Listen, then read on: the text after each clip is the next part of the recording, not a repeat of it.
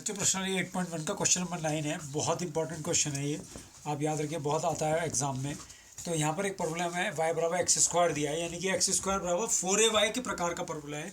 और y बराबर mod x, ये फलन मैंने आपको कक्षा 11 में पढ़ाया था। y बराबर मॉड x से घिरे क्षेत्र का क्षेत्रफल निकालना है कि ये y बराबर मॉड x फलन है।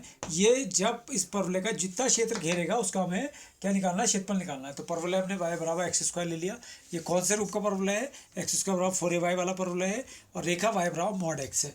तो सबसे पहले हम रेखा पे चर्चा कर लेते हैं कि ये हो गई y बराबर प्लस एक्स एंड y बराबर माइनस एक्स। आप जानते हैं कि ये x धनात्मक वास्तविक संख्याओं के लिए है और ये वाला माइनस एक्स ऋणात्मक वास्तविक संख्याओं के लिए। ये आपको अच्छे से पता है, कक्षा 11 में बताया गया आपको। अब इसको हम देख लेते हैं कि ये कहाँ पर है। तो y बराबर एम एक्स प्लस सी से m1x प्लस c1 से हमने इसकी तुलना कर दी। तो m1 की वैल्यू आ गई, अगर आप देख रहे हैं 1, तो 10 xi1 कोण ले लेते हैं, तो 10 π/4 और xi1 की वैल्यू आ गई π/4। इसका मतलब कि ये जो है ये 45 डिग्री का कोण x अक्ष से बना रहा है। इसकी प्रवणता जो है वो π/4 है, यानी कि y बराबर x रेखा। और c1 की वैल्यू कितनी आ गई, 0। इसका मतलब ये y अक्ष पर ये रेखा कोई भी अंत्यखंड नहीं काट रही है, मूल बिंदु से जा रही है, क्योंकि x का मान 0 रखेंगे तो y का मान 0 आ जाएगा। अब दूसरी वाली रेखा की बात कर लें, y बराबर माइनस एक्स की, तो y बराबर m2x प्लस c2 से इसे भी कंपेयर कर लो, तुलना कर लो इसकी। तो कंपेयर करा हमने, तो m2 की वैल्यू तो -1 आ गई एंड और c2 की वैल्यू कितनी आ गई, 0। तो यहाँ पर m2 को हमने लिख लिया 10 xi2 और ये हो गया 10 3 π/4, यानी कि 135 डिग्री।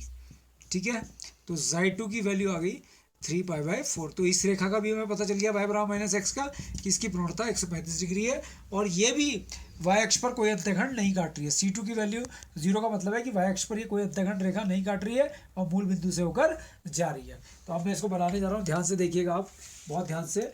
ये देखिए, ये हमारा परवलय है एक्स स्क्वायर बराबर y। ठीक है, पहली रेखा हम ड्रॉ करने जा रहे हैं कि जो मूल बिंदु से जा रही है और कितने डिग्री कोण पर जा रही है, 45 डिग्री के कोण पर। तो 45 डिग्री कोण बनाती हुई जा रही है। देखिए, ये हमारी रेखा हो गई OP। ये हमारी रेखा है y बराबर प्लस एक्स और ये x अक्ष से कितने डिग्री का कोण बना रही है, 45। तो आपने देखा होगा कि हमें इस रेखा ने इस वृत्त का कौन सा भाग काटा, OPO। तो इस बिंदु को मैंने ले लिया R ले लिया, तो अब अच्छा लगेगा OPRO। समझ में आई बात। तो इसका मतलब हमारा क्षेत्र क्या हो गया, ये वाला क्षेत्र हमारा हो गया OPRO, ये वाला क्षेत्र, जिसको आप रेखांकित कर देंगे। और दूसरी रेखा देखिए आप बहुत ध्यान से कि वो जो रेखा हमारे पास है वो 135 डिग्री का कोण बनाकर जा रही है और ठीक वो यहाँ से जाएगी और उसकी जो प्रवणता है वो 135 डिग्री है। देखिएगा,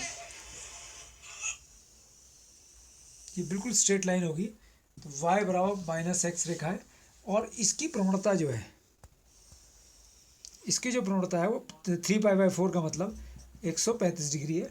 और इसने इस वक्र का ये वाला भाग काटा है और इसको आप देख रहे हैं OQ, और इस बिंदु का मैंने मान लो S ले लिया, OQSO। तो ये क्षेत्र हमें मिल गया है। इस वृत्त, इस रेखा ने जो वृत्त का भाग काटा है, रेखा y बराबर प्लस एक्स और y बराबर माइनस एक्स। ठीक है, और दोनों भाग ये बिल्कुल बराबर है, तो केवल हम इसका निकालेंगे और इसका क्या कर देंगे, डबल कर देंगे। तो देखिए, माना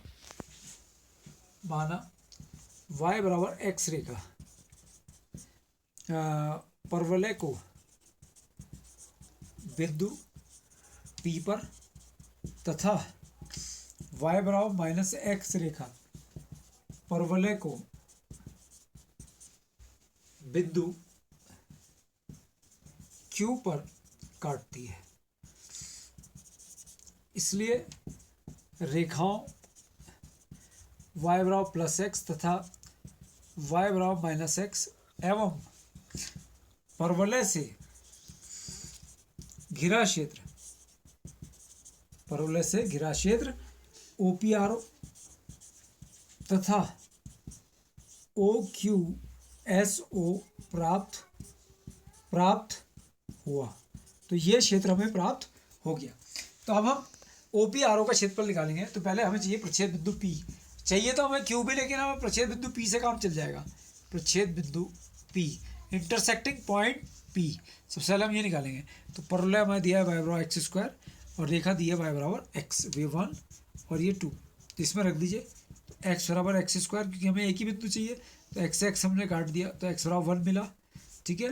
और ये एक्स का मान 1 रख दीजिए इक्वेशन नंबर 2 में, फ्रॉम इक्वेशन नंबर 2।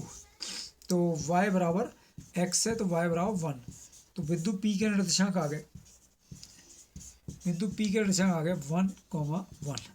बिंदु P के निर्देशांक आप दिखा दीजिए यहाँ पर, बिंदु P के निर्देशांक आ गए 1,1। बस अब हमें क्या करना है, O के निर्देशांक हमारे पास है ही। अब हम इस भाग का क्षेत्रफल निकालने के क्या करेंगे, देखिए बहुत ध्यान से। रेखांकित भाग का क्षेत्रफल, रेखांकित भाग दोनों ही है, इधर वाला भी, लेफ्ट हैंड साइड वाला भी और राइट हैंड साइड वाला भी, ठीक है, बराबर 2 गुणा क्षेत्र, दुगुना कर दिया मैंने, निकालूंगा तो एक ही का क्षेत्रफल, 2 गुणा क्षेत्रफल, 2 गुणा क्षेत्र OPRO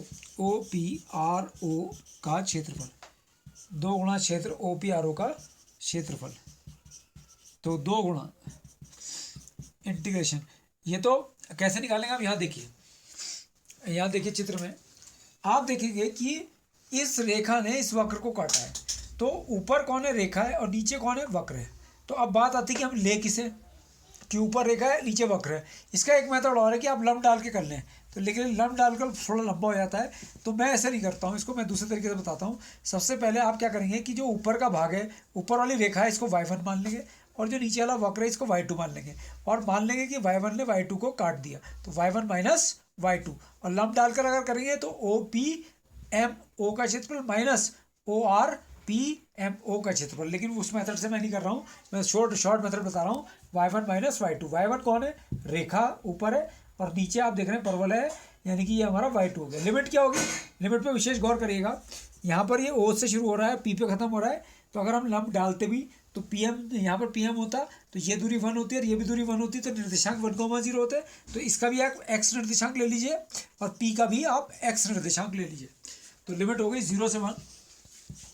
और यहाँ मैंने लिख दिया y1 माइनस y2 और dx। आपको समझाने के लिए, ऊपर कौन है, रेखा है, तो ये y1 का काम करेगा, और नीचे कौन है, परवलय y2, तो ये परवलय का काम करेगा।